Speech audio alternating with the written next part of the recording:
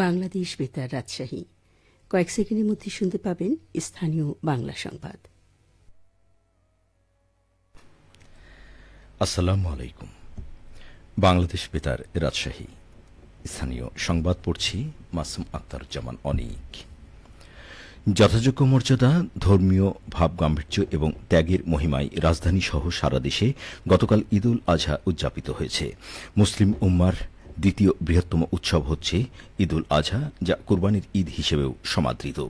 যুগ যুগ ধরে এই ঈদ ধর্মপ্রাণ মুসলমানদের ত্যাগের আদর্শে উদ্ভাসিত করে আসছে। গতকাল সকালে সারা দেশে মুসল্লিরা নিজ নিজ এলাকার ঈদগাহ বা মসজিদে ঈদ উল আজহার নামাজ আদায় করেন। নামাজের আগে খতিবগণ খুতবায় কুরবানির তাৎপর্য তুলে ধরেন। ধনী গরিব নির্বিশেষে সবাই কাঁধে কাঁধ মিলিয়ে নামাজ আদায় ও শুভেচ্ছা বিনিময় করেন। ঈদ উল আজহা উপলক্ষে সরকারিভাবে হাসপাতাল, কারাগার, এতিমখানা ও শিশু সদনে উন্নতমানের খাবার পরিবেশন করা হয়েছে। ঈদের পরবর্তী দুদিন অর্থাৎ আগামীকাল শনিবার আসরের ওয়াক্ত পর্যন্ত কুরবানি করা যাবে।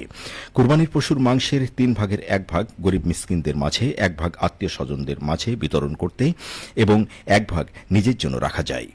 এদিকে রাজশাহী মহানগর ও আশেপাশের উপজেলাগুলোতে যথাযথ ধর্মীয় ভাবগাম্ভীর্য ও আনন্দঘন পরিবেশের মধ্য দিয়ে পবিত্র ঈদ উল আজহা উদযাপিত হয়। সকাল 7:30টায় রাজশাহীর ঐতিহাসিক হজরত শাহ মখদুম রহমতুল্লাহ আলাহির কেন্দ্র ঈদগাহ মাঠে ঈদের প্রধান জামাত অনুষ্ঠিত হয়।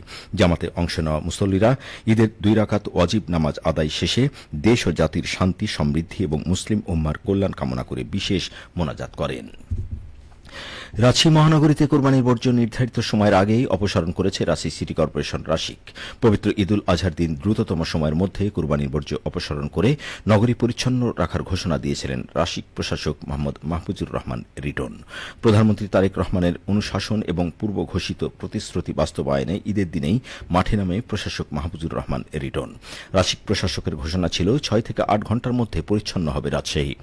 নির্ধারিত সময়ের আগেই সেই প্রতিশ্রুতি রক্ষা করেছে রাশিক। ঈদের দিন দুপুর 12টা থেকে 30টি ওয়ার্ডে একযোগে কোরবানির বর্জ্য অপসারণ কার্যক্রম শুরু হয়।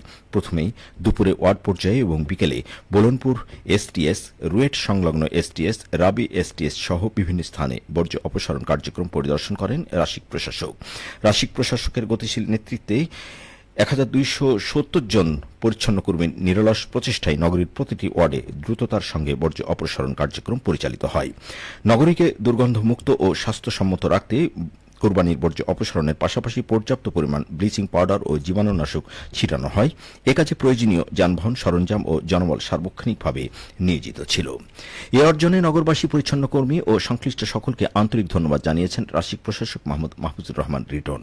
তিনি বলেন, নাগরিকদের সহযোগিতা ও পরিচ্ছন্ন কর্মীদের আন্তরিক প্রচেষ্টার ফলেই নির্ধারিত সময়ের আগেই মহানগরী পরিচ্ছন্ন করা সম্ভব হয়েছে।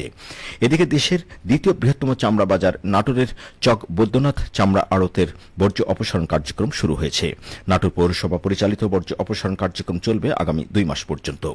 চামড়া ব্যবসায়ীর সবচেয়ে বড় মৌসুম ঈদ উল আজহাকে কেন্দ্র করে চামড়া বাজারে 2 শতাধিক আড়তে প্রতিদিন বিপুল পরিমাণ বর্জ্য তৈরি হয়। নাটোর পৌরসভার পরিচ্ছন্ন টিম এই বর্জ্য সংগ্রহ করে নির্ধারিত স্থানে ড্যাম্পিং করছে। স্থানীয় সরকার বিভাগের উপপরিচালক ও নাটোর পৌরসভার প্রশাসক মোহাম্মদ আরিফ হোসেন জানান, চামড়া আড়ত এলাকায় জনসাধারণের অবস্থান ও চলাচলকে নির্বিঘ্ন করতে বর্জ্য অপসারণ কার্যক্রম নিয়মিত পর্যবেক্ষণ করা হবে। বগুড়ার শেরপুরে ঈদের দিন ঘুরতে বেরিয়ে মোটরসাইকেলের ত্রিমুখী সংঘর্ষে 2 বন্ধু নিহত হয়েছেন। এ ঘটনায় আহত হয়েছেন আরও 4 জন। গত রাতে শেরপুর ধুনট আঞ্চলিক সড়কের শুভগাছা এলাকায় এই মর্মান্তিক দুর্ঘটনা ঘটে।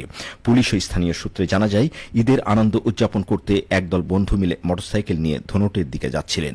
পথে শুভগাছা এলাকায় পৌঁছালে বিপরীত দিক থেকে আসা একটি দ্রুত গতির মোটরসাইকেলের সঙ্গে তাদের মুখোমুখি সংঘর্ষ হয়। ঠিক সেই মুহূর্তে পিছন থেকে আসা আরও একটি মোটরসাইকেল নিয়ন্ত্রণ হারিয়ে তাদের সজোরে ধাক্কা দেয়। সংঘর্ষে ঘটনাস্থলেই একজন মারা যান। দুর্ঘটনার পর স্থানীয়রা আহত 5 জনকে উদ্ধার করে বগুড়া শহীদ জিয়াউর রহমান মেডিকেল কলেজ হাসপাতালে নেওয়ার পথেই আরও একজনের মৃত্যু হয়। বাকি 4 জনকে হাসপাতালে ভর্তি করা হয়েছে। বিষয়টি নিশ্চিত করে শেরপুর থানার ওসি জানিয়েছেন, খবর পেয়ে পুলিশ ঘটনাস্থল পরিদর্শন করেছে। আইনি প্রক্রিয়া শেষে মরদেহ পরিবারের কাছে হস্তান্তর করা হবে বলে জানান তিনি। সবশেষে আবহাওয়া। আজ দুপুর 12টায় রাজশাহীতে তাপমাত্রা ছিল 34 ডিগ্রি সেলসিয়াস। এ সময় বাতাসে আপেক্ষিক আর্দ্রতার পরিমাণ ছিল 65%।